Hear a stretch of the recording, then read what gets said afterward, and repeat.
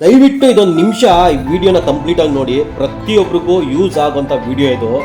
ನಮ್ಮ ಬಾಡಿ ಲ್ಯಾಂಗ್ವೇಜಿಂದ ನಮ್ಗೆ ಏನೇನೆಲ್ಲ ಪ್ರಾಬ್ಲಮ್ ಆಗ್ಬೋದು ಅನ್ನೋದಕ್ಕೆ ಈ ವಿಡಿಯೋನ ಸಾಕ್ಷಿ. ಯಾಕೆ ಈ ಮಾತನ್ನ ಹೇಳ್ತಾ ಇದ್ದೀನಿ ಅಂದರೆ, ತಮಿಳುನಾಡಲ್ಲಿ ನಡೆಯುವಂಥ ಒಂದು ದೊಡ್ಡ ಘಟನೆ ಅಂದರೆ 10 ವರ್ಷದ ಬಾಲಕಿ ಮೇಲೆ ರೇಪ್ ನಡೆಯುವಂಥ ಘಟನೆ, ಅದು ಎಲ್ರಿಗೂ ಗೊತ್ತಿರೋಂಥದ್ದು ವಿಚಾರ. ಅದೆಲ್ಲದಕ್ಕಿಂತ ದೊಡ್ಡದಾಗಿ ಪ್ರಚಾರ ಆಗ್ತಾ ಇರೋದು ವಿಡಿಯೋ, ತುಂಬನೇ ಟ್ರೋಲ್ ಆಗ್ತಾ ಇರೋದು ಅಂತಂದರೆ ಇದೇ ವಿಡಿಯೋ. ಅಂದರೆ ಈ ಮೇಡಮ್ ಅವರು ಪೊಲೀಸ್ ಅಧಿಕಾರಿ ಇದೆಯಲ್ಲ, ಒಂದು ಜವಾಬ್ದಾರಿಯುತವಾಗಿ ಕೆಲಸದಲ್ಲಿ ಇರೋರು ಯಾವ ಥರ ಬಾಡಿ ಲ್ಯಾಂಗ್ವೇಜ್ ಅಂದರೆ, ಅವರ ಬಾಡಿ ಲ್ಯಾಂಗ್ವೇಜಿಂದ ಅವರು ನೆಕ್ಕೊಂಡು ತುಂಬ ಫನ್ ಮಾಡಿಕೊಂಡು ಖುಷಿಯಾಗಿ ಯಾವುದೋ ಒಂದು ಹುಡುಗಿಗೆ ರೇಪ್ ಕೇಸಲ್ಲಿ ಏನೋ ಪ್ರಾಬ್ಲಮ್ ಆಗಿದೆ ಅಂತ ಅಂದರೆ ಆ ಮೀಡಿಯಾ ಮುಂದೆ ಬಂದು ಇಷ್ಟೊಂದು ಫನ್ ಆಗಿದ್ದಾರೆ ಅಂತ ಹೇಳ್ತಾರಲ್ಲ, ಅದೊಂದೇ ಒಂದು ಮ್ಯಾಟ್ರಿಂದ ಅವರು ಎಷ್ಟು ವರ್ಷ ಎಕ್ಸ್ಪೀರಿಯನ್ಸ್ ಇರಲಿ, ಅವರ ಜೀವನನೇ ಒಂಥರ ಸ್ಪಾಯ್ಲ್ ಆಗೋಗಿ ಕಪ್ಪು ಚುಕ್ಕಿ ನಿಂತ್ಕೊಂಡಂಗೆ ಆಗೋಗ್ಬಿಡುತ್ತೆ. ದೊಡ್ಡ ಮಟ್ಟದಲ್ಲಿ ವೈರಲ್ ಆಗಿದೆ.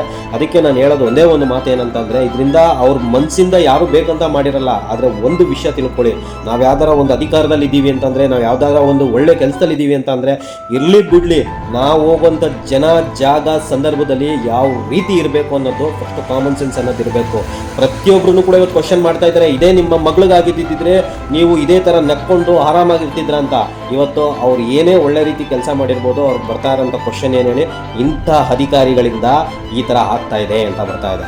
ಆದರೆ ಒಂದು ಮಾತಂತೂ ನಾನು ಹೇಳ್ತಾ ಇದ್ದೀನಿ, ಇದರಿಂದ ಪ್ರತಿಯೊಬ್ಬರೂ ಕಲಿಯುವಂಥದ್ದು ನಮ್ಮ ಬಾಡಿ ಲ್ಯಾಂಗ್ವೇಜು, ನಾವು ಮಾತಾಡೋಂಥದ್ದು ಪ್ರತಿಯೊಂದೂ ಕೂಡ ಇಂಪಾರ್ಟೆಂಟ್ ಆಗುತ್ತೆ ಅನ್ನೋದಕ್ಕೆ ಇದೇ ಸಾಕ್ಷಿ. ನಿಮ್ಗೇನು ಅನಿಸುತ್ತೆ ಕಮೆಂಟ್ ಮಾಡಿ.